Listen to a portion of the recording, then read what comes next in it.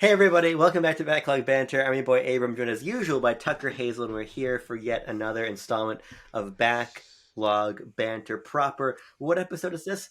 Yeah, the I weekly don't know, maybe we'll series. decide at the end. It was going to be the flexible episode, but that doesn't make sense to you. It only makes Yeah. sense to us. So maybe we'll Mm-mm. reevaluate by the end, or maybe it's just a flexible episode. I don't know, but you should let us know in the comments below what the next episode should be, and we'll take the theme to heart. But Yeah. if you don't want to leave that in the comments, leave it in our Discord link as usual, top of the description or down there. Like the video, subscribe to the channel, ring the bell. But if you're watching this video, you've already done all those things. So good to see you, Andrew. Yeah, of course. Avi, hope you had a good trip. How's Hope it you had going, a nice guys? vacation, buddy. Yeah. Um, but You went to Mexico or hell something? yeah. Good on you, Abby. But We should use BLB to just like gossip about our community members without their involvement. here's the thing, Tucker. Right? Avi went to Mexico. I went to lands far and wide, like California. Sure. But in the context of this conversation, I Mhm. mean digital lands, because I played many interesting games. And Oh. brother, I don't remember the last time I did BLB, so frankly, I don't know where we're starting from. So I basically said, here are a couple games that I've played in the last indiscriminate period of time that I want to talk about that I haven't yet. And I've settled on me having 5 games. You have okay. played. Yeah. You've This played is, 5 games a Ah. day for the past 2 weeks, so you probably have in the ballpark of 70 games. Yeah. No. Yeah. I honestly, no. I don't think about it. I think maybe like when I was actively playing Marvel Snap might have been the Yeah, last it's time. been a while. Basically, Like- here's what I'm doing. Like mid it was around when I played Helsing's Fire. Let me pull the curtain back and let you into my process here a little bit. I am basically the games I've played Sure. since our top games of 2022 video. I'm talking about all of those, Okay. and then there's 2 from prior Sure. to that I want to mention also. So that's sort of my Yeah. I'll focus on things that are like really recent for me because I've been playing a good amount of interesting things, primarily because I got my Christmas gift, which was a Steam Deck, which is not only giving me access to playing my extensive Steam library, which had many games that I bought very cheap in years long ago, Jarl past, that I now have actually access to because this little MacBook Pro doesn't actually run a lot of those games. They're just like, nah, sorry, we don't allow that on Mac. And my PC broke almost 2 years ago. So, but PC games aren't the main thing that I've been using it for because it's also the world's greatest emulator machine possible. I can plug a keyboard into it. I can Bluetooth any controller I want to it. I can customize anything. It's been an incredibly fulfilling experience, and it's giving me access to things that I didn't even The dream of. closest I've been to wanting a Steam Deck has been seeing you post in our Discord all of the various things you're emulating on it. I'll say that for sure. Yeah. What are some Tucker? Do you want me to start with one of clear the those? field. What are some of those things you've been emulating? I'm just gonna start in a random place here because the primary library that I've been focusing on emulating is a library that I've been most interested in emulating, which is the GameCube. The Nintendo GameCube is the console from Nintendo that I've had the least experience with. Not only because those physical games are probably on the whole the most expensive library, like on average, probably the most expensive library of any Probably. Nintendo system, and also I had just a weird experience emulating it using my Wii U and the like back channel brain age thing, and Joe set it up and then I forgot how to use it. Yeah. But now I can just play GameCube games in full HD in widescreen if I want on either handheld or the TV using an Xbox controller, using a Switch Pro controller, whatever I want. And the first one that I gravitated towards was Mario Kart Double Dash because the Mario Kart franchise is one that I've been consistently plugging away at, just like have experienced each of the entries. I believe, what's the only one I have left? And maybe Mario Kart. What's the Super advanced Circuit? one? What's a Game Boy Advance one? Super Circuit. Yeah, I know. I haven't tried that one yet. But Double Dash is it's a notorious Mario Kart entry because it's the one that people always seem to go back to because it is to this day still one of the only real unique Mario Kart games. Mario Kart 8 has taken the bikes from Wii and the battle mode from DS and the flying parts from 7 and like just put it all into 8, and of course 8 is continuing to be built on with 8 Deluxe. But Double Dash, in that two guys one car premise, don't Google that, That is the thing that sticks out most from most of the Mario Kart series. And I played by myself because I can't seem to get multiplayer working on the emulators for whatever reason. And I played through each of the cups at 100cc. That's what I did with Mario Kart 7 when we talked about that a couple years ago, and Mario Kart 64 when it came to N64 Online. And I think it's fine. I think it's okay. But it is the first time I've really had my eyes opened to how far the Mario Kart series has come in terms of amount of content. Because Mario Kart Double Dash is a tiny, tiny game. There are 3 cups when you start up the game. Then you unlock a 4th. And that's it. And there's a 4th one you can unlock. Yes. But you unlock a 4th. Yeah. A 4th cup. So that means there are 16 total, 12 in the base game, quote unquote, which is what, a third of what the base game of Mario Kart 8 Deluxe has, and that, frankly, that's really my touchstone of where I've played the most Mario Kart. So I think it's a fine game. I think it ran well on my Steam Deck. I've played almost all the stages before because they've been almost all brought back. The only thing that interested me was the unique items that each of the characters have, but I didn't really find the swapping between drivers thing to add that much. It's just kind of a cool conceptual gimmick, I guess. The characters team up. Yeah. Didn't really do much. So I think, and this is not meant to devalue your experience, but I think you didn't play it the way the game is really meant to be played. Because ultimately, to me, Mario Kart 8 Deluxe is the best Mario Kart game.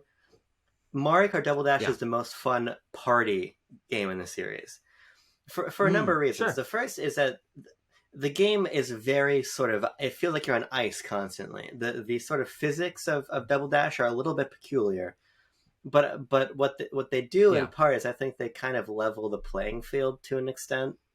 At the same time, when Double Dash gets really, really, really fun is when you have 2 human people in the same cart and you're switching between driving and throwing items. That interplay with the fact that the items, while a lot of them have come back either literally or sort of spiritually in later games, are largely physically big. It all converges in this. The bananas are fucking huge. Or maybe it's Donkey Kong Special Banana or something, but I kept seeing these gigantic fucking bananas fly by me. Donkey Kong can throw a big banana. If you hit it, it breaks into smaller bananas. The chain chomps are fucking massive. The shells are basically the sum of the physics engine and the item gimmick and the 2 human people in a cart yelling and switching back and forth is just sort of a level of chaos that I don't think the series has ever really found otherwise. So through that lens, I think it is probably the most fresh to play alongside 8 Deluxe. I think Wii 7, obviously the original 8, and 64, SNES, GBA, basically, they are just Mario Kart. And you might as well just play the best Mario Kart. But Double Dash to me is something a little bit different. And I think that some of those parts is just a really unique experience, but you have to play it under those circumstances, or otherwise it is just kind of an interesting gimmick, light content package. But there is something really special about Double Dash when you're playing it under the optimal conditions. Yeah, and I think that's why the consistent rallying cry for add a Double Dash mode to things is a great thing to support. I mean, I wasn't a Snyder Cut head. That's one of the only other things I've heard that people support with their energy. But the other thing, of course, being double dash mode in the next Mario Kart game, and that would be pretty fun, especially considering how many players modern systems can handle. It wouldn't feel as restricting because I can't really imagine wanting to play 2 people in 2 carts, or 4 people in 2 carts when I could just be playing. Everyone have their own separate cart. Because I haven't experienced that, it doesn't really make a lot of sense. And I would have to get 4 controllers. I have to have 4 friends over. It'd have to be a whole thing. But I'd like to see it come back somehow. Yeah, it was. I mean, then if you can LAN wire your GameCubes together and make a whole fucking hullabaloo of races. I think Double Dash actually probably would be even better received if it had come out on a different system where, Hmm. or a more modern system where that level of multiplayer would Sure. have been a little bit more feasible. Um, Instead of daisy chaining Yeah. Yeah. systems Yeah. together and you know what I mean? But I think it just Mm-hmm. stands as a, Can't daisy chain my Steam Deck. I think it just stands as an interesting part in that series, wherein I think most of the other parts just are historical curiosities at best to return to. Yeah. Yeah. Sure. Sure. Do you want me to jump to another GameCube game, Oh, or are we hit me with it. exploring another land? Okay, let's hit you with probably the game that you are most excited to hear my thoughts on, which is Chibi Robo Plug into Adventure for GameCube, developed by Skip. This is a game that I uh, only knew about because of the character Chibi Robo, who has been Yeah. one of the characters people are like, hey, he should be added to Smash. It's one of the classic niche Nintendo series that has never really gotten its full chance. But this first game is a full 3D Yeah. adventure game. And what is so interesting about Chibi Robo that is both a strength in terms of setting it apart from other 3D adventure games of this time, but also maybe why I'm not like jonesing to like spend 12 hours in it or whatever it is to take to finish the game, is that the game doesn't really tell you what to do. It just hands you a house with a day-night cycle and the quest to upgrade yourself in your battery, extend your battery life, and become super chibi robo by collecting more chibi points or whatever than every other chibi robo in the world. But of course, it's it's just baked into the game. That is the only goal, is just like explore the house and help people and see what you can find. And I think that the lack of direction is why I'm not like, oh, I can't wait to see this, because I don't know really where it's heading. It doesn't really feel like there's there's certainly not a narrative hook other than Chibi Robo wants to be the best little Chibi Robo he goddamn possibly could. But what instead is in the game is just a real sense of freedom and flexibility and whimsy that is exactly what I'm looking for in a game like this. I really think that the lack of direction is kind of the only thing that is holding me back from like loving Yeah, this I mean, game. I've only played about an hour of Chibi Robo. When I get back to school and I have access to my GameCube adapter and my legally obtained copy of Chibi Robo that I'm going to dump and put my own ROM onto my laptop so I can play more of, uh, I'm excited Yep. to give it time, having played Captain Rainbow now, because I think really what's most Yeah, yeah, yeah. compelling about Skip, Legally. yes, what's most compelling about Skip as a developer is just the whimsy that you were talking about. I think that's what's really compelling. And what's cool about Yeah. Chibi Robo, from some friends I have who've written about the game, quite interestingly, is sort of that the narrative of the game really is quite poignant in terms of its sort of comments on domesticity and family values and family dynamics and relationships. There actually is quite a story there, but it's this sort. Mm-hmm. Skip likes to have you discover things and sort of be in a little world and learn it Yeah. for yourself. And I'm excited to do that. But it's I think you gotta put in the effort to explore. You know what I mean? So I'm Yeah. excited to do that Yeah. myself, but that just sort of inherently interests me more maybe than it's interesting you. Yeah, no, I think that the middle ground, at least for me, would be if they were to try to do another Chibi Robo game in this full Yeah. adventure style, which that's never going to fucking happen. But if they were to have it sort of structured like Breath of the Wild and having a core section at the beginning that gives you a narrative hook that teaches you its mechanics a little bit stronger and maybe in a little bit of a contained area, and then give you, here's the house, go have fun. Your ultimate goal is just being the best Chibi Robo that you can, or whatever narrative hook they come up with for this sequel that will never exist. But I think that basically because the game just sort of lets you free from the beginning, and if Telly will talk to you or you like meet a couple little characters, there isn't it's just so open and just like kind of figure out what you want to do or what you even really can do, because I think that's also kind of the reason I'm not like hooked by it, is I don't know what I should be looking for really, other than like trash on the ground. But once I've picked up the trash, okay, then I want to like just climb things and see if there's something up there, or if there's a guy if I need to talk to, or if there are guys I can talk to. Of course, I've explored enough to where have a better grasp on that now. But like when I first was playing like the first 90 minutes or so, I was like, I don't even know what I can do in this game because it's just like it's not a 3D platformer. It's a 3D adventure game. You just go around and interact with things. I don't know. It's definitely a unique and interesting game. And it's one I want to spend more time with because I feel like I can't recall the brief period of time I've played with it enough to like have a whole hell of a lot to give to you other than I like Skip. I want to play Chibi Robo to completion. It's kind of where my head's at the moment. Do you want me to go? You think you should rattle off a third GameCube title? No. I've talked enough. Let's hand it over to you. Let's talk about how does it go? Crisis Core Reunion : Final Fantasy VII, I think is the official title. Oh, yeah. Okay. Yeah. Let's double check that because Crisis Core Reunion : Final Fantasy VII, I think is the title. Wait. Crisis Core No. It's Crisis Core - Final Fantasy - Reunion. Okay, sure. Because I was having a conversation with my friend last night about Monster : Dahmer - the Jeffrey Dahmer story, and I just and now we've got Mission: Impossible Dead Reckoning : Part 1. Well, I guess my favorite is maybe Grand Theft Auto : the Trilogy - Definitive Edition. Yep, the Definitive Edition. But I played fucking Crisis Core is the bottom line here.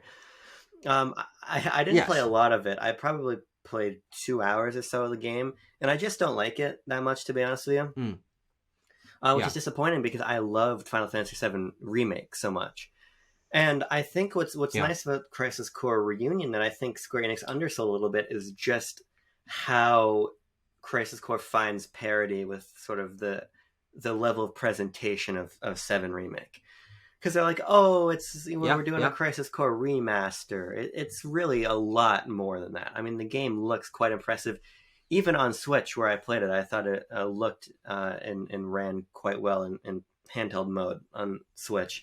But I just don't think that the gameplay is that compelling because it does a couple interesting things. I'm not sure necessarily to its benefit. The first is that obviously it's a handheld title, so it's segmented into these little missions. The problem with that is that the missions end up feeling very short and very repetitive as a result, because they're kind of meant to be tackled in that sort of archetypically portable mindset of let's design little challenges for you to play in 20 minutes at a time bursts or whatever. So I don't really think that really matches the grandeur of the narrative they're trying to tell or whatever, but it's also not helped by the fact that I just don't I don't think that the combat is very good for a couple reasons. The first is that it's designed for the PSP, which is a what's interesting is that it's first of all, there's random encounters, which I'm not a fan of. But what's a little bit frustrating is basically you can imagine a lot of these missions as, and this is going to be reductive, but it's fairly true on like a most core level.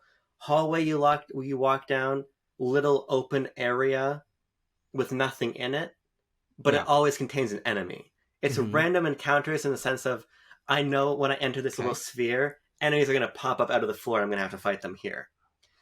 It's pretty overtly telegraphed what's going to happen. Walk through another little corridor, and then maybe a bigger area free to explore with random enemies that are going to pop out of wherever. What's weird about the combat is that it's way closer to like Kingdom Hearts than it is Final Fantasy VII Remake, which obviously makes sense given that Kingdom Hearts was the action RPG touchstone for when Crisis Core was releasing. Which is fine because in my laundry list of issues with Kingdom Hearts, the combat isn't really one of them.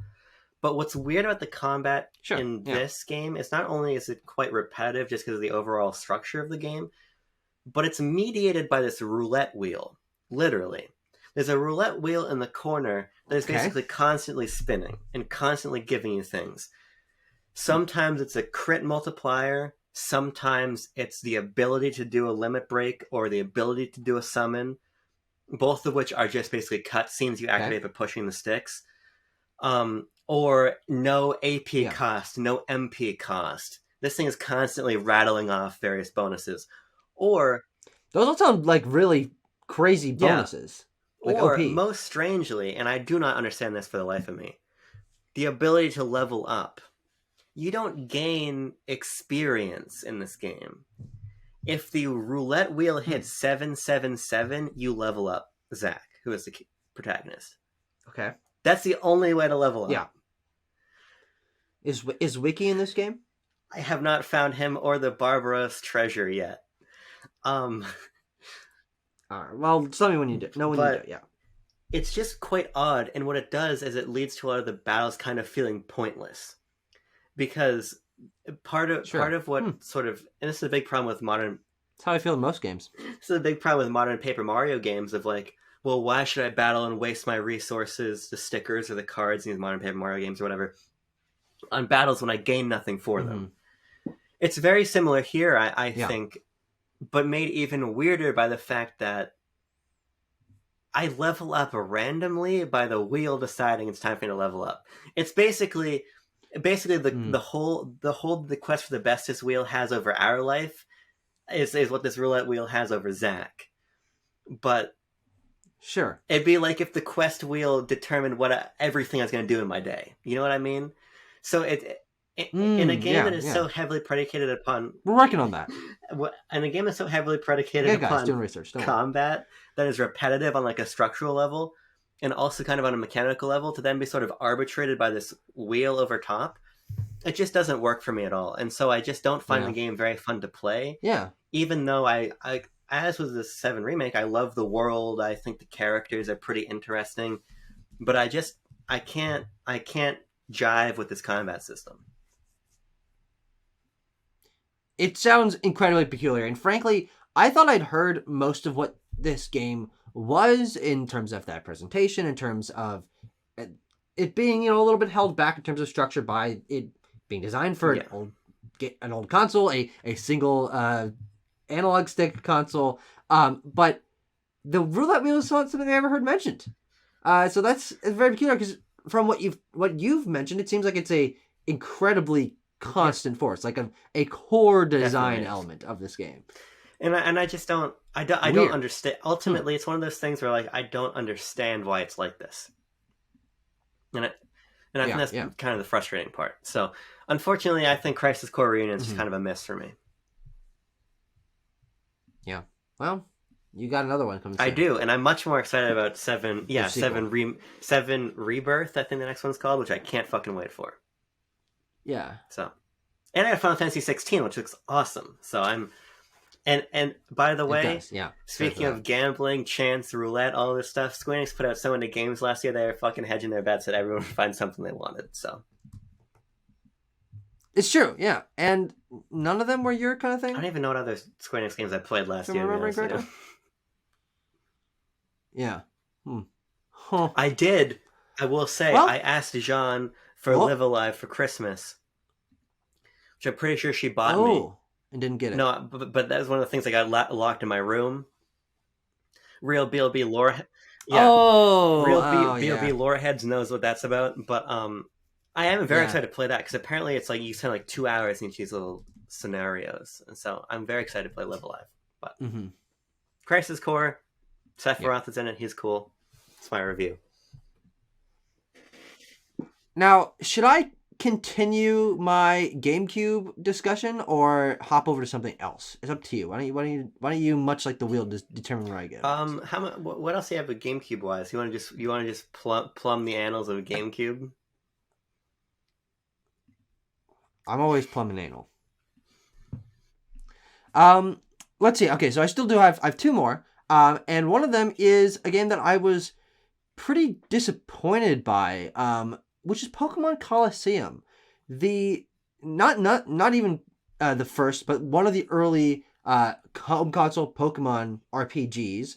Before that, you had Stadium 1 and 2 on N64. And Pokemon Colosseum is a GameCube RPG where you play as this guy, Wes, who's got an Espeon and an Umbreon, and you're in this fucked up, ain't your mama's fucking Pokemon world where everyone's a bandit and there's no wild Pokemon, and the only way to get other Pokemon is to steal them from other people, and oh shit, everything's going fucking crazy, and there's a government.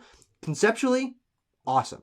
More mature tone. You're not starting as a, well, Wes is still a kid, but he's not like he's a cool 10-year-old. I don't really know what age he's supposed to be. He's supposed to be 30. Yeah, he's the edgy teen. I hope that's not true. Everything conceptually about this game I am pretty interested in because it's so different from what that core Pokemon franchise does. In fact, what I know and most people know Pokemon to be, that I was like, okay, this is really interesting. It starts off with this action cutscene of you like blowing up these guys' base and you're like driving your fucking Luke Skywalker speeder out into the desert. And whoa, what the fuck is so fucking crazy? But unfortunately, what this game does is it strips Pokemon down to its core turn-based combat, which I knew. I knew that there wasn't going to be random encounters, which is, now that I think of it, kind of what makes Pokemon, mainline Pokemon, because they'll throw any other style of combat on it, but if it has random encounters, that's a mainline game. Or if it has catching Pokemon, I guess. They strip out everything but that turn-based combat, which is already not my favorite part of the game, but I was willing to give it a shot. But I think that what really holds this game back from being even more engaging than just like a curiosity to me is that so much of Pokemon's appeal to me, even through the combat, which again I'm not a huge fan of, is the idea of team building, is choosing the Pokemon that I want and raising them and having a team that I chose. And there's not that choice in Pokemon Colosseum because there's, I think, 40 Pokemon total that you can get if you're lucky. And if you have your Dark Ball or whatever, Swap Ball, Snag Ball, I think it's called, and you capture someone else's Pokemon, it has to be a certain kind of Pokemon. And that lack of choice made the battles that I played for an hour or two, or whatever, how much I played, feel pretty repetitive because I only had an Espeon and an Umbreon. And every battle is a double battle. And so there's no variety in that structure. And again, to the point that I had played, I only had 2 Pokemon, and there wasn't a way for me to really raise them because they level up so slowly. And also, this game is just like ridiculously hard because you have such limited options. Everyone's doing a lot of damage to you. There are areas without any like save points or checkpoints or anything. So you just gotta hope you make it all the way through.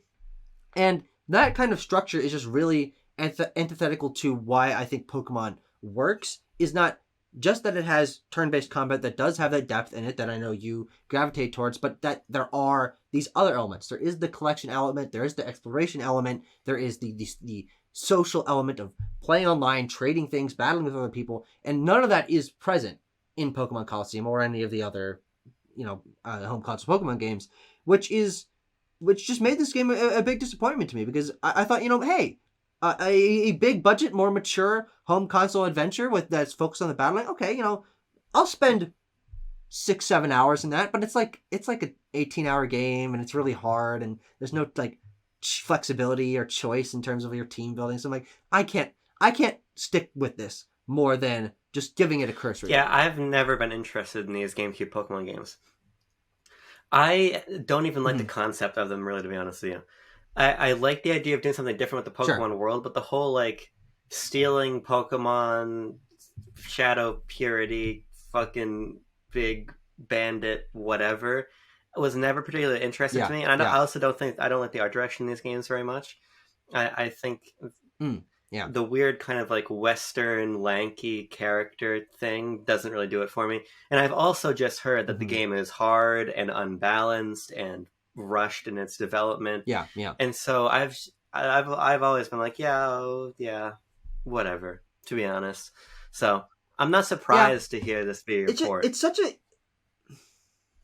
Yeah, no, I guess I could have expected that, but I think the reason that I'm surprised why that I didn't like it to this degree is because I personally hadn't heard those criticisms of this game or Gale of Darkness, XD Gale of Darkness, which is do you know why it's called XD? Maybe I'll have to do a little research. I got guys, but I could do some research.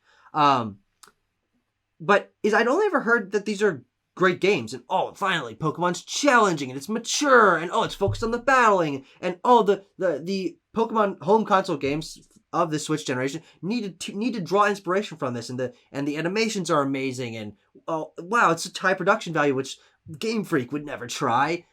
So that was the narrative in my head. But then when I found an like rushed, unbalanced, like structurally uninteresting game, I'm like, hold on, this isn't what the like hardcore fans online that are the only people that heard talk about it have said. So it's just like a mismatch of like, wait, what? Hold on, what the fuck? These guys need to wipe off their rose tinted glasses. Yeah, I don't know. I just it's really interesting to me that there's two of these games. It's really interesting to me that they said let's bring Pokemon to home console, but not do but do a spin-off, but not a spin-off in the sense that Stadium was or Snap or whatever was a big spin-off. We kind of want to make a mainline game, but we kind of don't. We kind of want to do the core formula, but we kind of don't. It's just very peculiar. I think those games are very interesting, but I'm interested from a distance, I guess. Yeah, and that's the same for me. Well, I guess I'm not from a distance because I did try the game, and I will try XD because it's had a longer development and it's more balanced, and I think there's a little more flexibility in the team composition, but I don't know if I'll get into that one either, but I do want to give it a try. I'm sure it's probably the better game. It's also a direct sequel, which is interesting. Yeah, no, that's what I've heard. Also, it's called XD, which is really stupid. It is really stupid. But also it's called Gale of Darkness. Yeah! It's kind of like, I don't know if... Which part of that do you land on? I'm not sure if you saw this going around Twitter. Are you an XD guy or a Gale of Darkness guy? You see the video going around Twitter from like Dextero or whatever about what if there's a Pokemon game but it was for adults and the Pokemon all got experimented on and everyone does crack in the streets or whatever. I get similar vibes, frankly, off of these games as I do that video. Sure. And I just don't find it interesting. Yeah, I think I only saw people making fun of that. You want me to hit you? Or you're going to hit me? The other game... Well, no. GameCube. Let me focus. The only other game that I have played from my GameCube emulation days is Luigi's Mansion. I think I played about half of Luigi's Mansion. And so far, I'm really enjoying this game. I think that it is so different from what Mario is or has been in the past. It's just like... It just has Luigi in it, and that's why it's Mario, but it is really charming and unique because of that. It's got Resident Evil style map design with the keys, and I think everything on a conceptual level I'm really sold on with Luigi's Mansion. I can't believe they even thought of this, let alone turned it into like an early game for the GameCube, or I guess the launch game for the GameCube. Like that's crazy. But I think that the thing that's really holding me back from digging into it even more, though I think I will end up seeing it to the end because it's not a particularly long game, is that the... Let me get the air quotes out of my pocket here. The combat of the game is... what the fuck? Like holding the stick the other direction, but it kind of almost doesn't matter, and you just kind of like mash it, and then the ghost will go free, and then you just got to do it again. That gameplay of the combat is really boring and like poorly thought out, at least in my opinion, which is unfortunate because I do like the structure of the game. I like the presentation of the game. I like the concept of the game.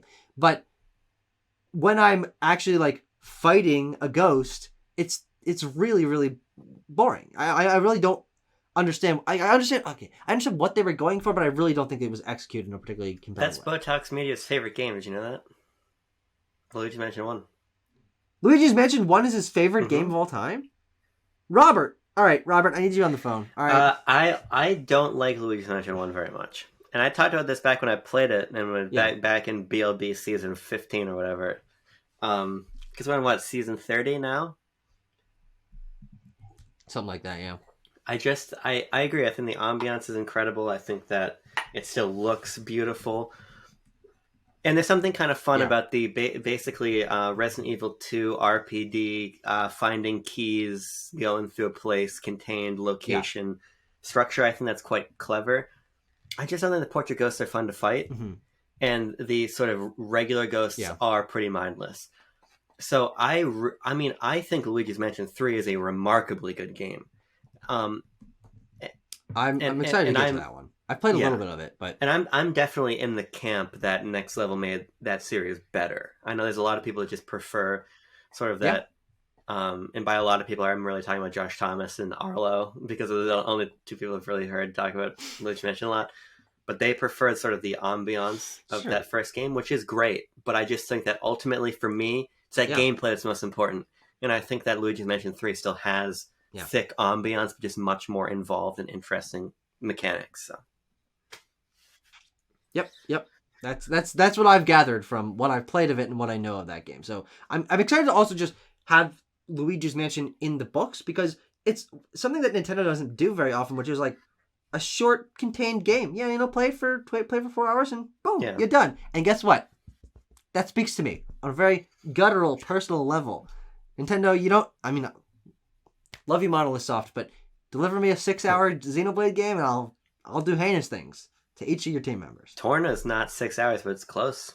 It's closer than those bigger ones. And it's, Yeah, but that's DLC. but what if I give you my cartridge? Sorry. I know it's released on its own! What if I get what No, when I see you in March? I will give you my copy of DLC, Torna. though. I own Torna.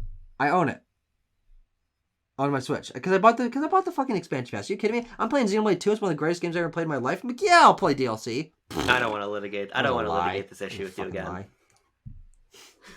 I want to talk to you about Magical Poppin'. Oh Christ. Yeah. Okay. So Magical Poppin' is a Super Famicom game, and I say that very deliberately because it never released outside of Japan. Made by Pack-In Entertainment. Who is Pack-In Entertainment? That's what they called me in high school.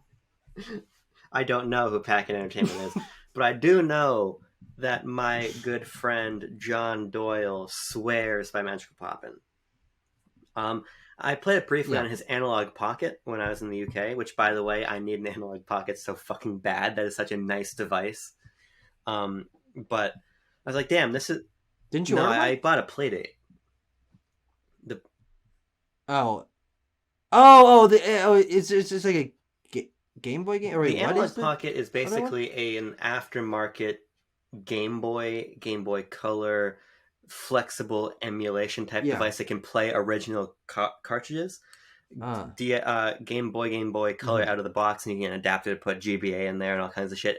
Beautiful screen, super high quality. You can plug it into a TV, you can dock it, you can record screen. It's an amazing device. Hard to find, hard to get your hands on, but it's a non sequitur. Magical Poppin' is a Super Famicom action platformer that it's almost nefarious how good it plays for being on that system. There's a lot of SNES games that I think are quite smooth, like Donkey Kong Country, especially as you're rolling through enemies and picking up momentum. It's a very smooth game.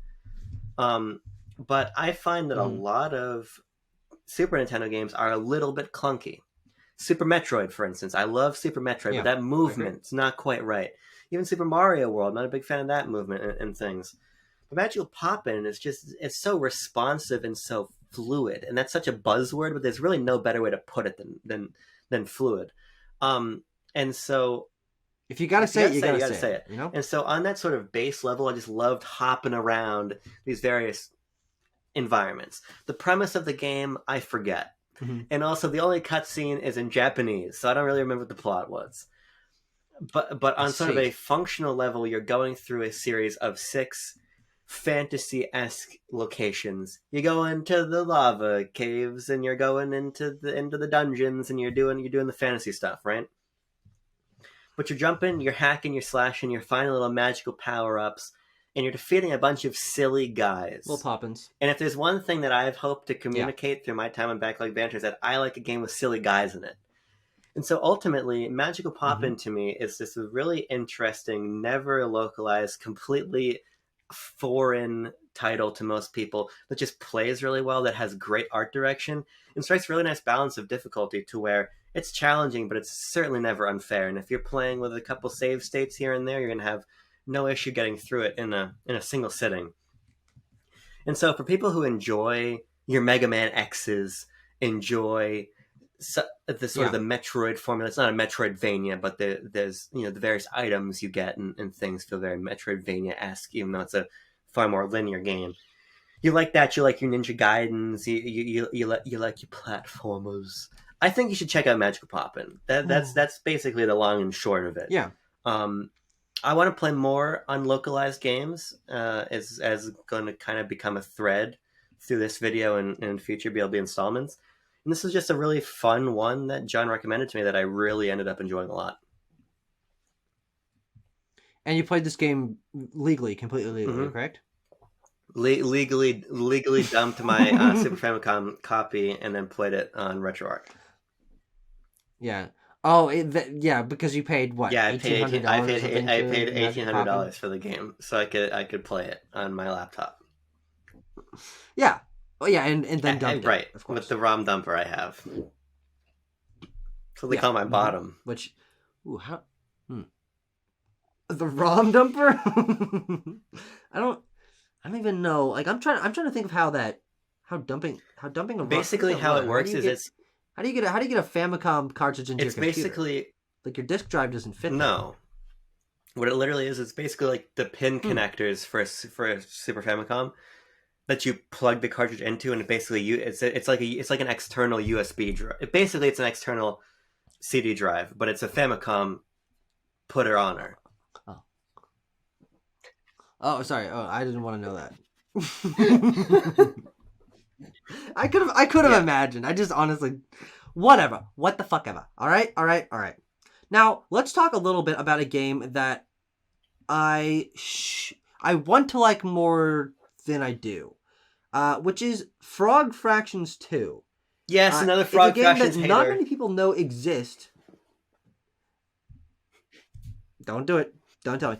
But this is a game that not many people know exists because it is one of the most hidden games of all time. In order to play Frog Fractions 2, you have to buy a flash-looking ass cheap game on Steam called Glittermitten Grove, in which you build a little forest farm for fairies, and you like light up the forest, and they can dig underground and grow berries or something. I don't know.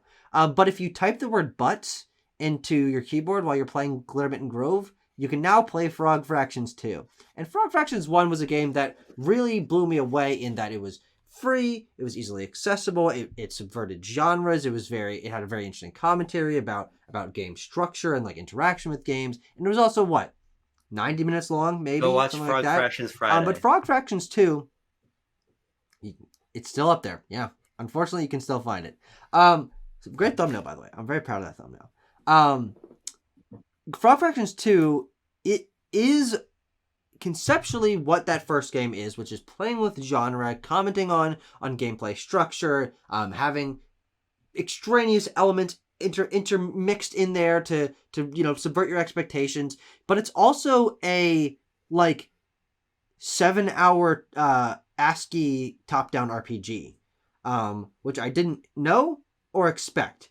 And I don't like sort of like a NES Zelda type adventure game where you got to get the sword to cut down the bushes and get the key to unlock the cyan gate and the gray gate and the green gate and the red gate and all these fucking gates, which is more of Doom now that I think about it. But I don't like that exploration top-down ASCII RPG element. But what I do like is the mini games that are interspersed throughout. They are the part that really, I think, recaptures what was so special about that first game in subverting genre, in that you walk into a portal, and in order to unlock the key, you play Flappy Bird, but it's not Flappy Bird, you're actually a toaster. But instead of pressing space to make your toaster flap, you buy different kinds of fuel to raise the temperature in your toaster, which makes your toaster go up or down depending on how fast you're buying or selling it, and you have to buy or sell it like stock market to get it to go through the pipes. What the fuck is that? That's really cool. That's really inventive. I've never heard of anything like that before. Or this one part where we had to play through the life of President Barack Obama, but only through his most memorable shaves. And so basically you play the 1-2 switch shaving minigame, but on Obama, so you have 1 minute to lather up his face with soap, and then you use the razor to cut it off, and then you wash off his face, and it tells a story about how he was a kid and he couldn't wait to shave, and his dad taught him how to shave, and then right before his big speech. Michelle Obama was like, "Hey, you should shave right before you go." And he's like, "Yeah, I should." And then he's on his deathbed, and he's like, "I just need one last shave." And then terrorists plant a bomb on his bus, and so, but the only way to defuse it is to shave the bomb. It's that kind of thing. What the fuck is that? What the fuck is this? What am I doing? Really interesting things. Also, there was a text-based RPG that was like LA Noir mixed with Zork, but in the world of Dante's Inferno. That was really weird. But each of these sections are just like some of the most bite-sized, creative, like genre-bending things I've ever experienced. But unfortunately, the only way to find them is to go through this intentionally old-school, obtuse top-down RPG that I frankly didn't find very fun at all, even though it does do a couple interesting things because, of course, it's a modern game, and you keep getting like pop-up notifications from the fairy from Glittermitten Grove who's like giving you commentary, and there's like this guy who keeps speaking into the microphone that's telling you about the band Korn, but they like the members of the band Korn like did heinous crimes in like the 1970s and they're now a terrorist organization or something like that. I don't fucking know. I'm telling you all this fun stuff, but unfortunately, most of the game, the fact that it is so long and it's put into this RPG that I just found really uninteresting, completely negates the interest that Frog Fractions has for me. Yeah, I mean, I don't like Frog Fractions 1, so I don't see there's any possible prayer of me liking whatever the hell this is that you're describing. Absolutely not. But I was certainly interested when you said you were playing it, because I had no clue that there was a sequel at all. Even Frog Fractions, yeah. Yeah, well, it was a game that was never announced. So it just showed up. They had an ARG that was, well, because people just found it in Glittermitten Grove. I believe the guy who made the game was like, yeah, I'm working on something, but you're not going to see... There was this ARG that was like, maybe it's in another game somehow, so people like searching games and like, okay, he knows this person, and this person like knows someone who just put out a game, so maybe we'll check out that game and like try a bunch of things. But it's also a game that like no one really knows about it. Like there's not really Let's Plays online in the same way. Like it's not really walkthrough. Like it's such a strange amalgam of like digital concepts that even someone who's into Frog Fractions as I am didn't really know about. Yeah, I think that's really, if nothing else, I think that's a really interesting story. But yeah, but I gotta play it. Well, I don't have to, thankfully. Maybe we'll do Frog Fractions Saturday sometime, or we'll play the sequel. No, you don't want to. That would have to be multiple Saturdays. My friend Isaac came over. We had like 3 days where we just played that, and after like, the second installment of us doing that, I was like, I don't really know. Did you beat it? But he was into it. No. Mm-mm. I don't even know if we were close. I have no way to tell if we were close or not. Let me hit you with But I got to shave Obama. I got to shave a bomb. That was fun. Let me hit you with. So I got 3 games. How many games do you have? However much you want, baby. Okay. Let's talk about Portal 2, which I played and beat, and I think it's a really good game. I definitely do not hold Portal 2 in the regard that seemingly everybody else does, and I've been having a hard time putting my finger on exactly why. So let me lay out for you what I kind of. Sure. Inside you, there are 2 wolves. One of them is from Puss in Boots: The Last Wish. One of them is from the bad guys. Yeah. First off, one of my main criticisms of Portal 1, when we talked about this last year on BLB, was that I felt like the game was ending as it was beginning. And Portal 2 takes all of the sort of mechanical concepts of Portal 1 to what feels like kind of their conclusion. I love the gels. I love the bridges. I love the sort of like redirectable, like portal spinny. Whatever the hell they are that you can jump into and travel along. I think that's great, and the puzzles reach a level of complexity to where they tickle the old noggin, but never in a way that is frustrating. The complexity and scale of these puzzles, I think, is wonderful. But I think part of my issue is that it feels like we spent so long redoing Portal 1. Like the first couple chapters are just testing, Okay. basically like Portal 1 tests again. Now I get that to a certain extent, your sequel, you need to introduce these mechanics to, if they're playing Portal 2 without having played the first game. I get it, but I feel that pace is a little bit stunted.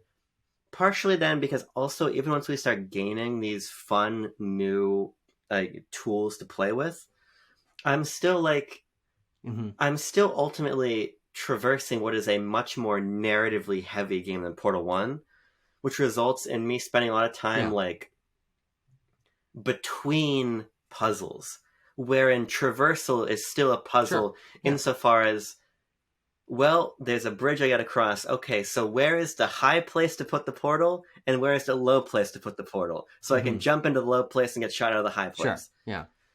So I think that part of my issue with Portal 2 is maybe pacing a little bit, because when I'm in these sort of larger, more quote-unquote labyrinthine, or at least more clever puzzle, like test areas, I'm loving it. But I kind of feel like the spaces between and sort of the build-up to that, as I'm sort of rehashing what I did in the first game, wasn't as interesting to me. At the same time, the narrative took time for me to build to, because on the most subjective level, I'm not much of a lore guy. I don't give a fuck about lore. I never have. It's just not the way I engage with games, really. Even like Splatoon, I think the world of Splatoon is fascinating, but I'm never going to sit down and read the little logs about how the world ended and all that shit, because that's just not the way I play, really. Yeah. And so I'm not that compelled to learn about the world of Aperture on for its own merit. The story really began to build for me, though, as we got deeper into it, and Wheatley and GLaDOS, particularly GLaDOS, become characters with defined roles that change and that overlap. Yeah. When it became more about the character as opposed to sort of like peeling back the layers of Aperture, I really started to dig the story more. And I think there's some really great story moments. Like, sorry, spoilers for Portal 2, I don't give a shit. Finding Potato GLaDOS and sticking Potato GLaDOS on the sort of like the prong of the portal gun and walking around together. Yeah. Or, of course, shooting the portal into the moon, which is one of the coolest moments in any game, period. Those moments really buoyed it for me. But I think ultimately, by the time I'm done with Portal 2, I feel like it was too long because of sort of that padding.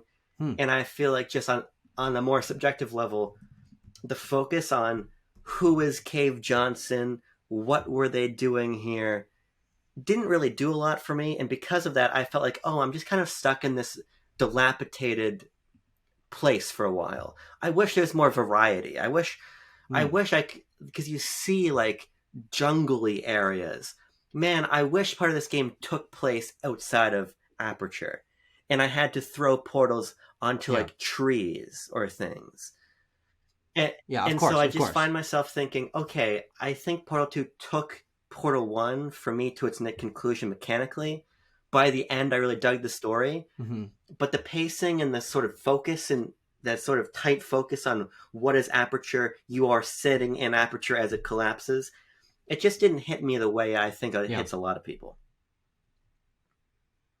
Yeah, and that's not something that we can really debate about, because you certainly experience the game, like you know what's in there. But I think that the connection to Aperture as a concept or as a place, which is explored through the gameplay and structure of Portal 2, not hitting with you, I can't be like, what do you no? Yeah, because I like it. It's interesting, and so when I'm exploring Aperture, it's like, yeah, where the fuck else would I want to be? I'm in the most interesting place that they could be talking about right here, which is this place that's falling down. You've got these audio logs or voiceover from J.K. Simmons as Cave Johnson, and the banter and the characters in the world, I think, are so intertwined with the interesting gameplay and the puzzles. And I think that where I can agree with you that the puzzle aspect of Portal, when you're in those test chambers, is the most mechanically engaged aspect of Portal. But I think that with Portal 2, especially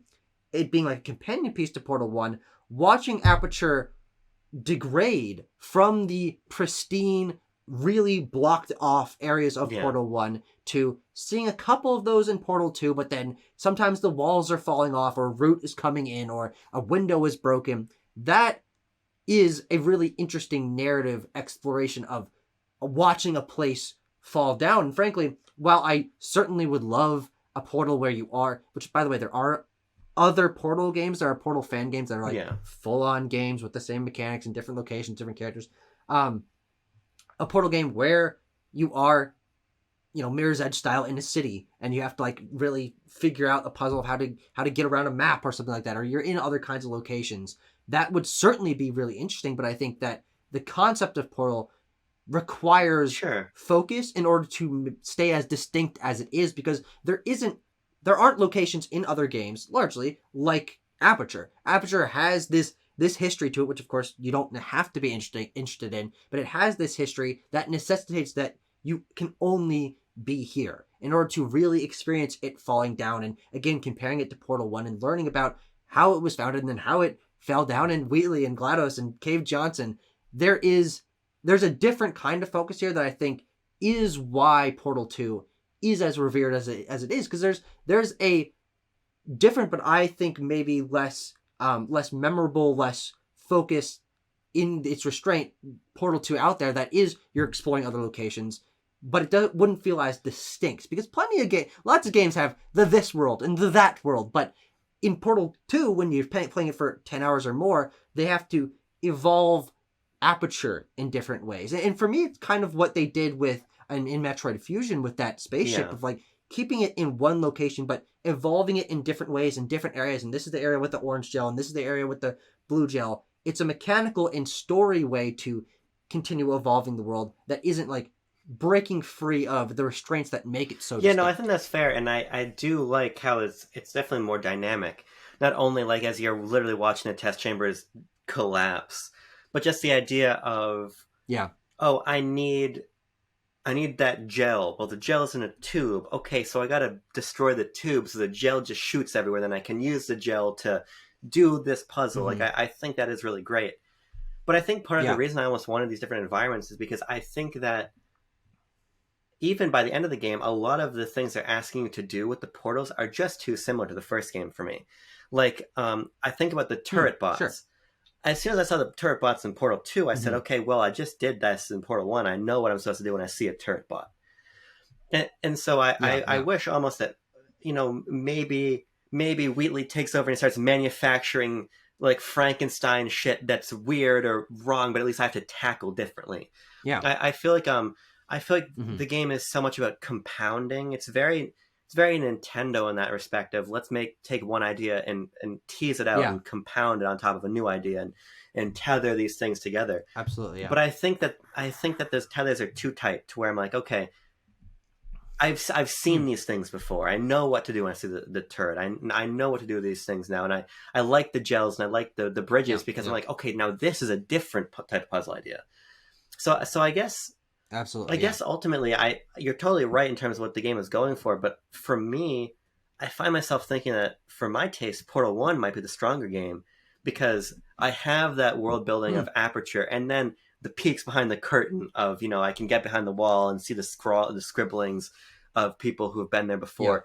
Yeah. I get that same spirit, and I solve these puzzles, and it feels more streamlined.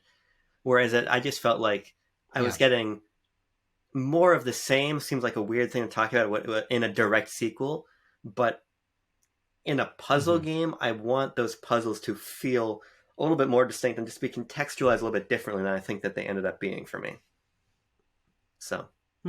Yeah, no, and I think the interesting thing about Portal is that it is, fortunately and unfortunately, just the two games. Because Portal is a puzzle concept, a gameplay concept that is, it's riffed on maybe occasionally in other games, but no other game has committed to it as seriously as what Portal did. And Portal, as a gameplay concept, as a world, as a structure, has the potential to be a 20-game franchise, and each of them take place in different areas, and they are trying different things, and each one introduces things like the gels or the bridges that completely upend the way that you're approaching each puzzle.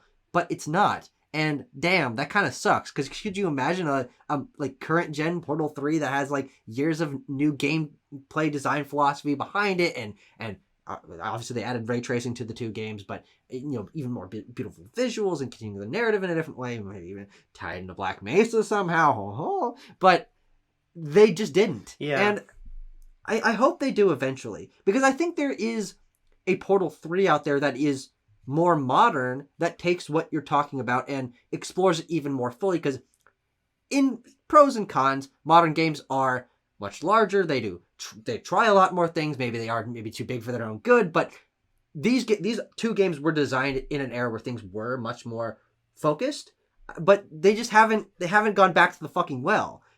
But the well is so deep, it's so rich. Why? Come on, just one more dip in, please. Yeah. Also, you should somehow try the co-op campaign, the multiplayer, because there's an entire other game in there. The co-op, it's another game with it doesn't have as strong of a story with Peabody and Atlas, but it's not like, oh hey, we took the levels from Portal 2, the base game, and now you can play it with a friend. No, they're totally designed for co-op, so I think that you would really enjoy that. I think I might actually play it with Jean. I think that'd be a lot of fun for us to do. Mm-hmm. I also think that I just can so easily picture Portal 3 that has a proper and far-reaching physics engine, because of course this is a physics puzzler, but those physics are applied to such specific objects in the environment, and everything else is static. Yeah, like solving puzzles in a physics engine as dynamic as, say, Breath of the Wild's with the portals would be, I think, really, really remarkable. And I don't think it's impossible that we see a sort of a Half-Life Alyx analogous VR Portal puzzle game from Valve, which... Yeah, I think maybe they've thought about that, but also, I don't know how going through portals would really... How comfortable that would be in VR. That's true. Yeah, that's actually a really good point. Because it even gets a little disorienting sometimes when you accidentally put a portal like in a place where you end up falling like back and forth through your portal. Yeah, I would vomit immediately. But I think it's a rich, for when VR is ready to be taken there, I think it's a really rich idea to mine. Of course. Yeah, and of course there is a third Portal game. Bridge Constructor Portal. Go play it. No. No. Well, okay. All right. You played Portal 2, but I played Tacoma. And Chameleon Twist 2? I thought we were just throwing out twos. Can you repeat that? No, I didn't play that. It's coming soon, though. Actually, what system is that for? I think we've had this conversation many times. I think it's for N64. Chameleon Twist 2? Is there a 2? Okay, there is. It looks like an N64 game. It is an N64 game. All right. I know I can emulate N64 games because I'm not going to talk about it here in depth, but I played Harvest Moon 64 and I was like, damn, this is just worse Stardew Valley, and then I stopped. But I played Tacoma, as I was fucking saying before I was so rudely interrupted. Tacoma is the second game from Studio Fulbright, who ostensibly created a new genre with Gone Home. Gone Home, famous game, great game, one of my favorite games, but Tacoma's way the fuck better. I love Tacoma. Tacoma is a walking sim, but it's a lot more involved in terms of its mechanics of figuring out the story. You are you're person in space. You arrive on the space station that's been abandoned, and you're supposed to go in and retrieve the space station's AI so that you can take it back to whatever the company and they can take a look at it. So you go into each of these areas on the space station, and the ship has saved memories of what each of the people who were crew members on this ship were doing at certain points in time. So think I guess you haven't played it, but the rewinding and playing of Oberdin. Oh god, was it Detroit Become Human or Oberdin? There's okay, yeah, it is kind of like Return of the Oberdin in terms of you're exploring memories of people talking, but essentially, instead of watching a cutscene of these people going about their day, arguing about something, you are in the environment with the 3D models of the people who were there at one point. And you can pause and rewind whenever you want, because this is a saved data memory file, whatever. And so say you go into the kitchen and they're setting up for a party, and everyone's around this table, and you hear them have a conversation. And so this is I'm just gonna tell the story hook of it. They're on a space station, and boom, something happens. Their power goes out. What are they gonna do? Okay, let's figure this out. Now, if you want, you can go on and find the next area. You can find out what they did next, or you can rewind and follow each group of people to where they were before that. And the audio design is such that if you're close enough to a person or a group of people, you hear their conversation, or you can walk somewhere else, stop hearing them, and hear what the other people are talking about in the other room.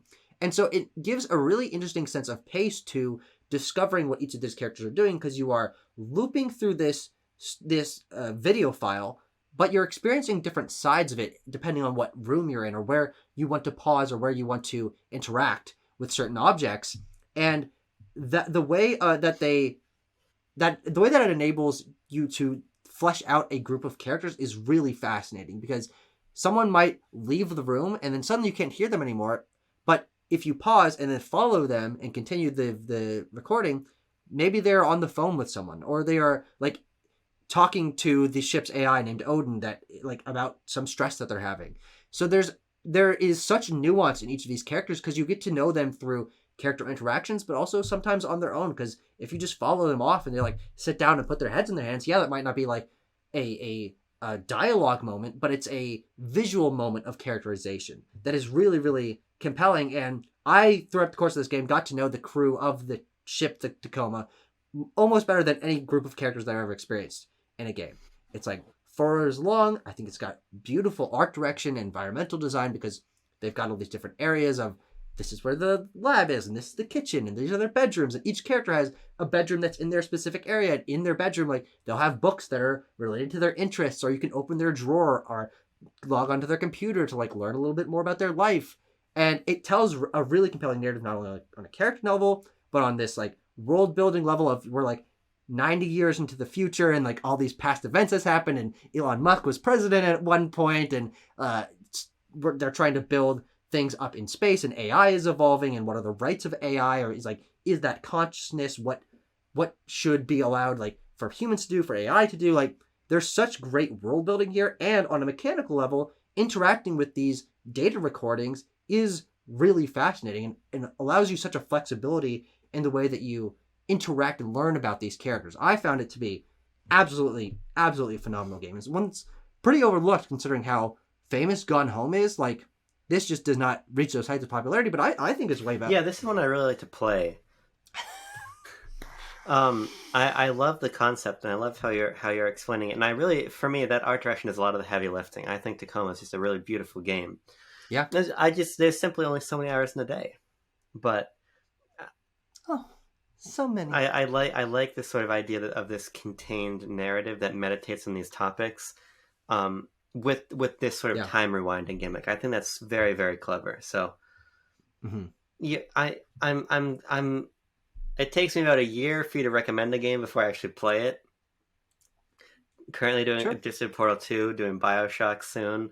So this time next year I'll play Tacoma. That's like 4 years. Yeah, but it's coming. It's coming.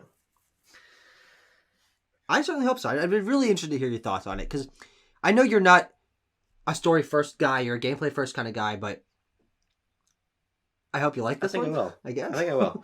Actually reminds me of another game I'm going to talk about. Let's see. Fuck you, I'm going to talk about it now. I had to order a little bit, because I had to order in my head. I'm going to switch it. What? I played a game. God, this guy can it's do basically anything. only narrative, and would have probably been maybe my third favorite game of last year had I played it in the time frame. And that's Citizen Sleeper. Oh, that's right. Citizen Sleeper is a fucking flat out masterpiece, and it deserves every single accolade it got, and it got a lot last year. I bought Citizen Sleeper. Well, here's the thing: I tried playing on Xbox. Here's a true fact about me, but my eyes weren't good enough to play on Xbox, because it's a game all about text. So I was literally playing it by standing with my Xbox controller about 18 inches away from my TV. I'm like, this is not tenable. So I bought it on Switch. I played a little bit, but I'm like, this is too much reading. I can see all the words, but it's too much reading. So I put the game down. Yeah. But I was in my least favorite place in the world yesterday, which is an airplane. Uh, and Yeah. I was Unfortunate. like, Sorry for your loss. I've wanted to go back to Citizen Sleeper. So I'm like, I know I just didn't give this one the shot it deserved. And I just needed the right opportunity to do so. And I'm like, look, I'm on an airplane. I can't be distracted by anything. If anything, I need a distraction. So I'm going to play this game that's going to engage my mind, keep me busy, get me through this flight, because I hate flying. Yeah. I totally forgot about everything other than the game. And to me, that's the sign of a really, really effective experience. Because often, even in a heightened, even when I'm not in a heightened state of anxiety, like on an airplane, my mind is constantly somewhere else. No matter what movie I'm watching, game I'm playing, thing I'm reading, it's always somewhere else. But Citizen Sleeper just encircled me in what is an incredibly beautiful experience. Now, Damian Gareth Martin, who created this game, is an astoundingly good writer. So just on a base level, his prose are phenomenal. So just as a reading experience, what about his cons? There are very few cons of this game. Really, the only actual issue I had playing on Switch. CONSE cons. Pros and cons. The only real issue I had playing the game on Switch is that sometimes the UI can be a little bit finicky. It's definitely probably better on PC, I'd say. Sure. But to the point about the pros, just on the space level, I was so just smitten by how he explains things. Simple things like food. Jesus Christ, that's my cat yelling at me. Gertrude, you want to come talk about Citizen Sleeper? Caterwauling. You want to come talk about Citizen Sleeper, Gertie? Come in here. There she goes. Listen to her go. Jesus Christ. She's still going. You done, kitty? I think she's finished. Loud ass cat. Gertie, what are you doing? You're interrupting me talking about Citizen Sleeper. Stop yelling. She's still yelling. Hey, you've seen my room. There's nothing in here. Be gone. Stop yelling. So Gareth Damian Martin is an incredibly talented writer. Yes. And so on a base level, the pros are very compelling. But what elevates Citizen Sleeper is the fact that it's a video game. I know, mind blown. But I was having this conversation with Ben Hayhoe, who adored Citizen Sleeper. And this was before giving it the second shot. And I was like, you know what, Ben, I love the writing because Gareth is an incredible writer, but I kind of wish I was just reading a Citizen Sleeper book. But he was like, no, it's so important that it's a game. And he was right. Because ultimately, this is part visual novel, part dice-based role-playing game. And the ways that you shape the narrative make all of that text you're reading so much more intimate. Basically, how Citizen Sleeper goes is it's you're basically going through days, or as they're called on the location of the eye, cycles. And every cycle lasts as long as you want it to, but you can only do as many actions as you have dice for the day. And when you sleep, you get new dice. Sure. So you're bringing these dice and basically... That happens to me every night. And you're going to various nodes, you're talking to various people, and maybe you're working a shift the scrap heap. So you got to roll one of your dice to see how successful you were at your job. You lose one of the dice. Oh, I want to go explore this new area and get some new intel, meet some new people. I got to use another one of my dice. Oh, I've got high intuition. I'm going to get an addition to my dice roll. Oh, I'm not so good at the engage stats. So I'm going to lose some points. It's RPG stuff. It's stat raise, stat lowered, affects your dice rolls. Yeah. And the entire premise of Citizen Sleeper is that you are a mind emulated within someone else's body, and you're decaying, you're dying. This is a cyberpunk narrative, and you need to figure out a way to keep yourself alive. You need to figure out a way to get off of the eye before you die or someone kills you, because there's various people that have to hunt you down for reasons as you'll see as you explore the narrative. But you need to carve out a life for yourself on this place that you arrive at called the eye. And you do that by meeting these people and sort of exploring their quest lines and oh, maybe if I work for this person down at the docks fixing up their ship, they'll give me a ride out of here. Or, oh, I'm gonna go explore the slums and make some connections with the mafia that's there, and the mafia is gonna give me protection, or various things as they unfold. What's amazing about Citizen Sleeper is that because you're making these choices, it all feels so intimate when you're reading this and you're experiencing your path through the eye, because there's so much choice and there are so many ways to complete the game. And so I just found myself smitten with these micro decisions I'm making. I'm going to spend one of my dice working my ship at the ramen shack so I can refill my energy meter. But then, that means I can't go over here and do this other activity because I'm not going to have enough dice. Oh, but my job is on a timer, and if I don't finish it in enough days, that ship I'm working on is going to leave, and I'm going to get fucked. So you're always juggling so many balls in the air. You never have enough resources. You never have enough energy. You never have enough dice. And so you have to make choices. And those choices reveal a lot about the themes of the game, about personhood, and about sort of material conditions and things and such. As a things of that nature. As a Hasanabe head, I really like where the game kind of is in terms of its politics and themes and everything. But there's such a sense of agency, and that's what really compels me through the game. The agency met with incredible writing, met with beautiful art direction, and an amazing ambient soundtrack. The game is so minimal, but it's so engrossing despite that fact. And so I completely forgot I was on a plane. I played it from the moment I began. From when I opened up the Switch and started a new game, didn't even take my eyes off of it until I'd finished the game and I was about to land. It's really just so easy to become lost in sort of the struggle of the world, of not having all the resources, of being displaced, be sort of caught up in the humanity that Gareth gives these characters through his prose, to the point where, like, I thought I had a way out, but I didn't want to take it yet because there was another character who I'd come to love, this father and the daughter, who are off to another activity for 2 more cycles. So I'm like, I'm just going to waste time until they're ready so I can go talk to them because I don't want to leave without them. And if a game is making me think on that sort of like emotional level, making me delay the ultimate gamified goal of escape because I'm building a human connection to a fictional character you've created, then you're doing something really right. So I implore everybody to play Citizen Sleeper. You can play it on Game Pass. I think it's better on Switch. Having played it both ways, but it deserved every single award it got last year, and then some. I think Citizen Sleeper is amazing. Yeah. It definitely sounds like something I'd be interested in terms of it being that kind of narrative. My one question is there voice acting, or is it just it's just text?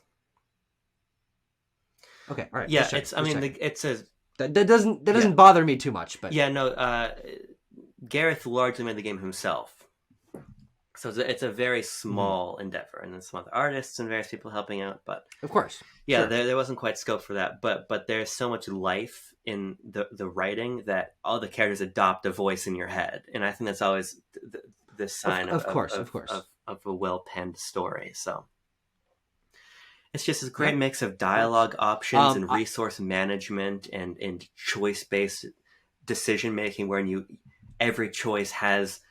Every time you do one thing, you're not doing another, and you can't reconcile that sometimes. Of course, and that lack of reconciliation makes the game so exciting. And no, I haven't played In Other Waters. I just saw what you DM'd me. Okay, yeah. So I DM'd you this game because I hadn't heard of Game Theory and Darton. Close enough. I have their name up here, Gareth and Damien Martin. Yeah. In Other Waters is a game that's on Switch. It was their game they made before Citizen Sleeper, and it's 70% off on Steam, or not on Steam, on Switch right now. So it's actually only $4.49. In case you're interested. Oh, he's going to get his Switch, ladies and gentlemen. Look at him go. Zoop, grab. That's why I sent you the link. Not that you hadn't heard of it. I didn't know if you'd heard of it or not. But I'm like, it's on sale right now. Kind of MF might want to buy this. Although from the trailer that I watched, it doesn't look like it's a righty type of game. But from an artist of this kind of caliber. I will also say, but I'm willing to give both these a shot. In the interest of all disclosure, even though I've not met him personally, he is very good friends with Lawson Cult, very good friends with John. And we have worked with Gareth in the past. Not me personally, but we have. So I'll just throw that out there. But his work is unimpeachable. I think Citizen Sleeper is amazing. Would have been my third favorite game of the year if I played it last year to its completion. Yep. Let's talk about another game that's really artistically compelling. Genital Jousting is a game available on Switch where you play as a penis. And basically all you can do is move and grab things with your little dick. Now, my career... Hold on. Can I stop you for a second? The penis also has a bunghole, correct? And you, of course. Yeah, because you can daisy... Well, yeah, how does shit otherwise? That's fair, but the premise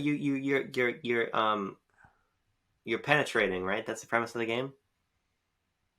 Well, no, that's the penetration. That's the premise of the multiplayer aspect of the game. Well, hold on. But I didn't play that. I played the story mode. If it's not penetration, what is it? No, that's the point. Again, that's the point of the multiplayer, but not the story mode. I played the story mode where you play as a penis named John, and John is not your girlfriend. You bought it. You did it. We just watched him spend money, everyone. He's stressed about his job. He doesn't like his job where he tests dildos at a marketing place. And he's having these stresses about going to his high school reunion, but he doesn't have a date. So the game goes through different days in John's life as he's ready to go out to the bars to meet new people, go on dates. He gets on like Dick Tinder, and you go on different dates with different penises, and eventually you find out this story that he was bullied as a child, and he ended up lashing out at the penises that were bullying him, and the penis that was his crush back in the day now doesn't want to talk to him, but he keeps like flashing back to his childhood when things were so great, and but then he wants to like really motivate himself, so he goes to the gym, and you get on treadmills and you do crunches, and you go spend a bunch of money because money is what gets the attention of the penises in John's life that he's interested in.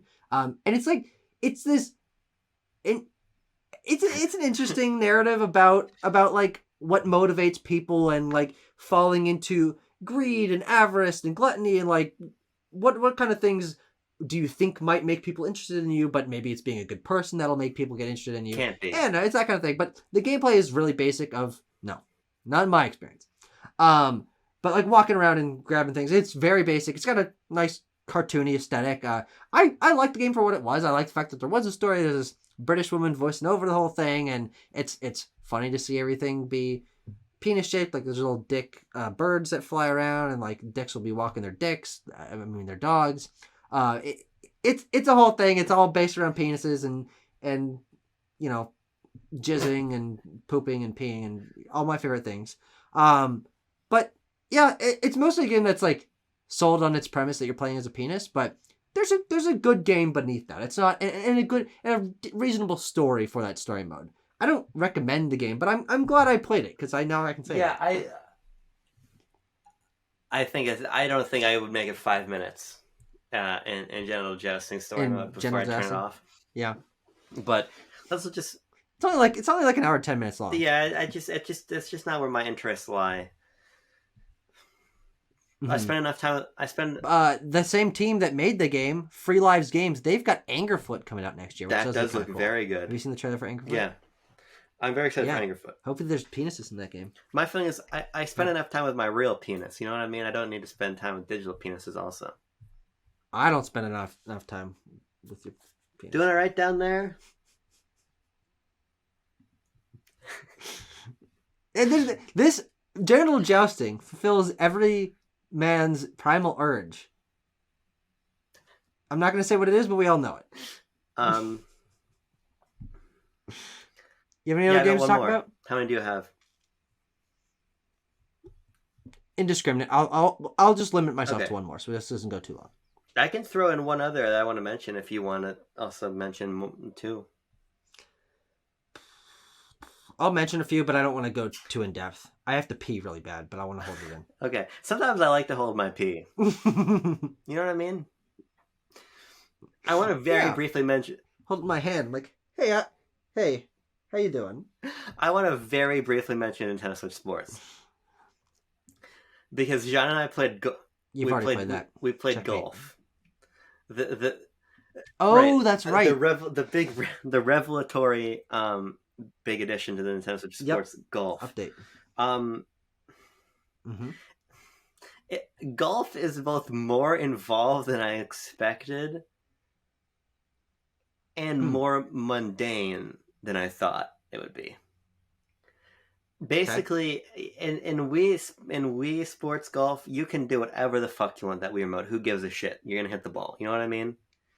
Yeah. You gotta be really concerned about power and concerned about your form in Switch Sports Golf, which is interesting insofar as that it makes it a little bit less mindless than it otherwise could be.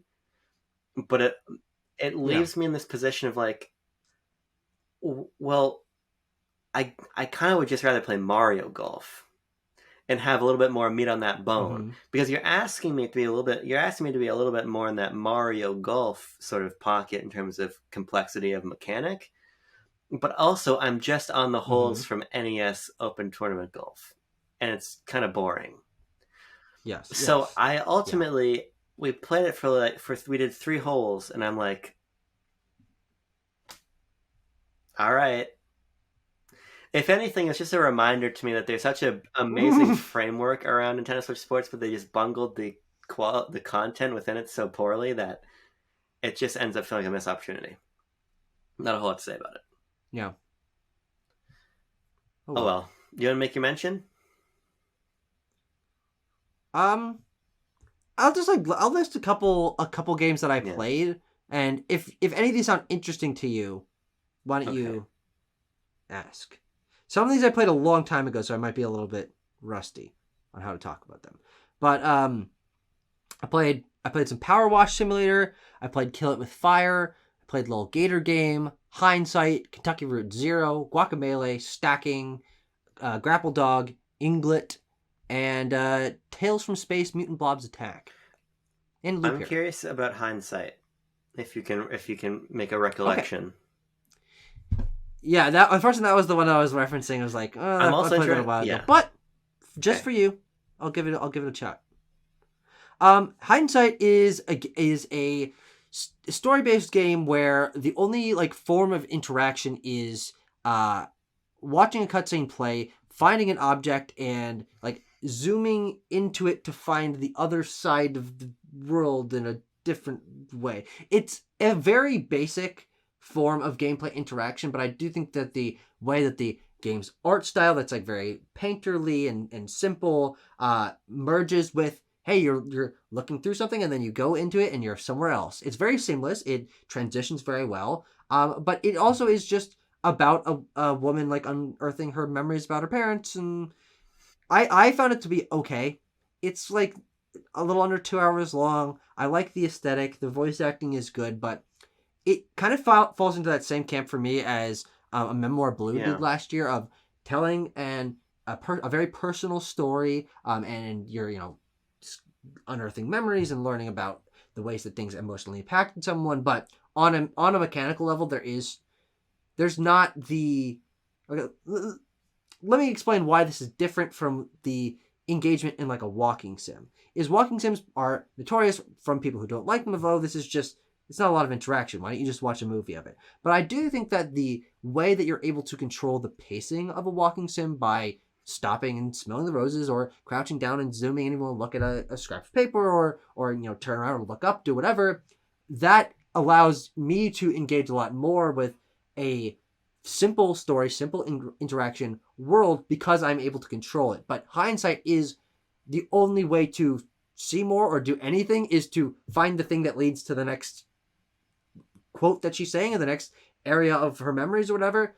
So it's just that. And I think that the fact that there isn't exploration, there isn't any other kind of interaction, makes me feel even more disconnected from it than the still relative simplicity, but more complex interaction of something like a Gnome or a Edith Finch or Firewatch or something like that. But I thought I thought it was good. I thought it was obviously very artistically minded. It's a very personal story, but I don't know, didn't quite work for me. I was excited to play it, but I don't really recommend it. Okay, Personally. sure. I was just curious because that was one that caught my eye during Annapurna's Here's nine games we're working so on showcase over the summer. So yeah, I might still give it a try if it's less than 2 hours. yeah.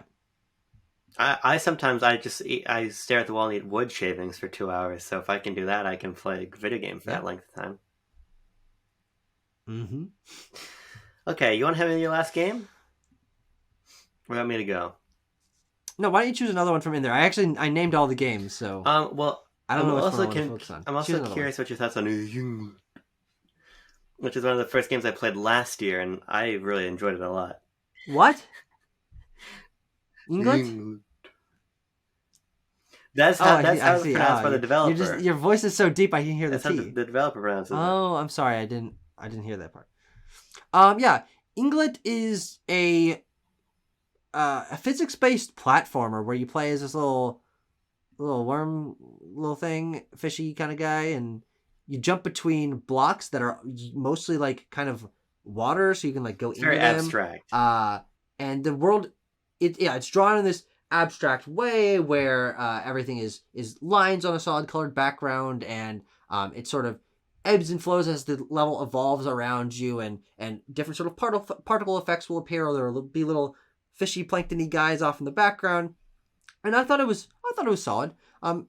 Very visually pleasing. I love the aesthetic. The controls and the physics are really, really tight.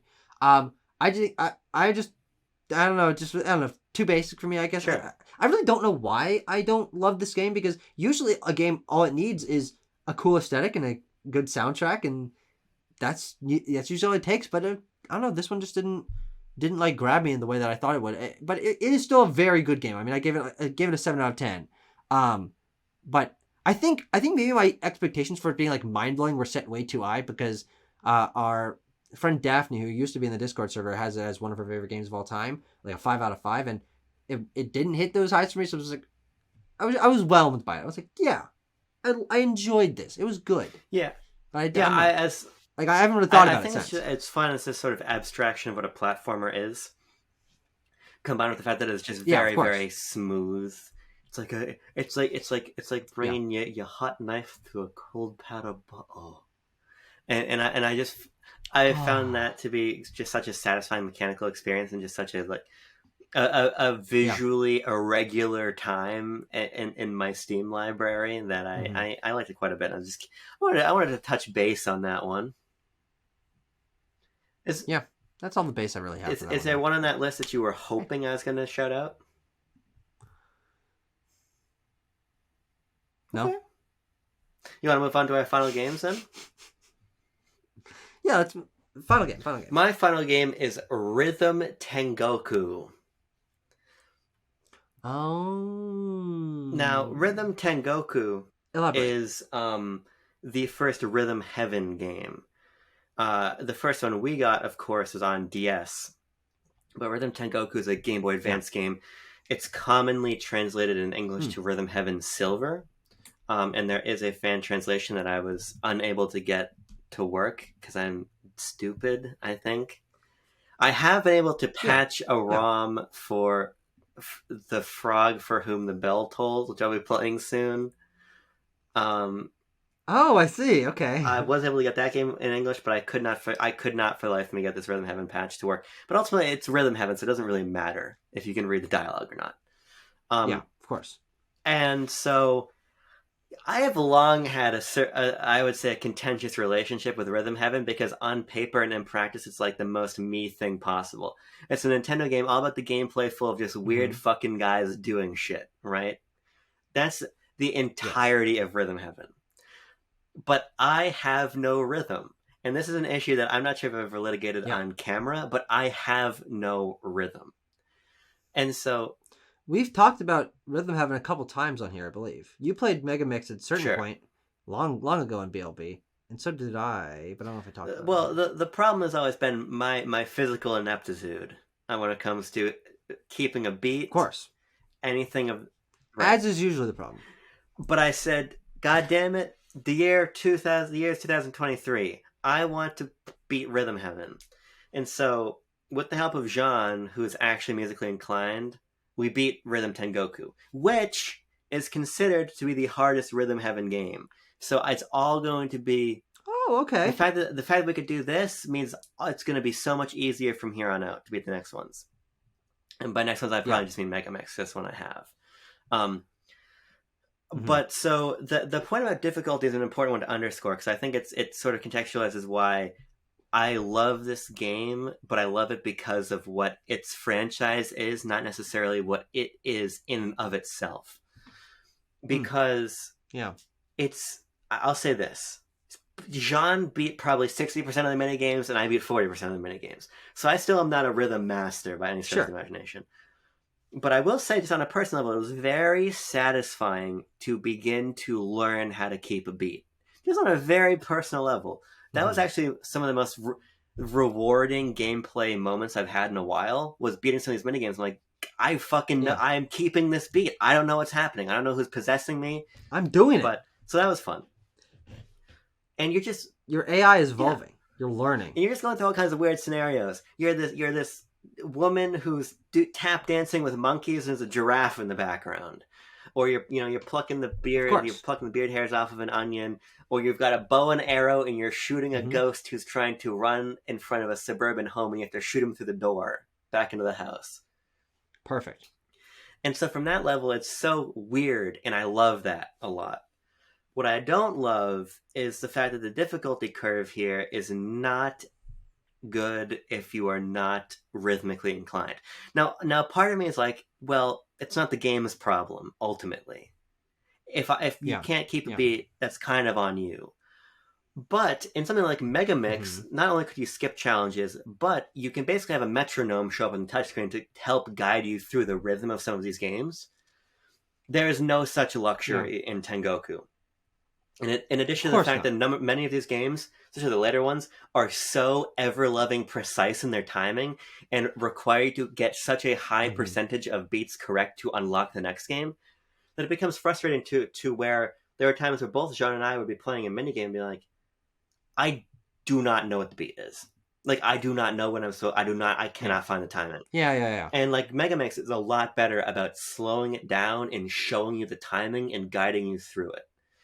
And I think without that, it's really just a get good situation. But I think that just reflects poorly on a game that is just inviting and creative and weird, that there is also such a sort of high skill requirement for a lot of these games. And so I'm looking forward to having everything I love about Rhythm Tengoku in a package that's a little bit more interested in keeping me within its own step. So I'm super, super excited to play Mega Mix. It's probably the first game I play when I get my 3DS back, which is also locked in my room. But Rhythm Tengoku was a great time, and partially because it's so crazily hard, really satisfying for John and I to beat. So cool. Of course, yeah. And I'll be interested to hear when you play more of these games if you continue to feel that happiness and joy about that you're evolving and growing a skill, or if you continue to have handing your 3DS off to John, like, can you beat this for me? Which is basically what we did.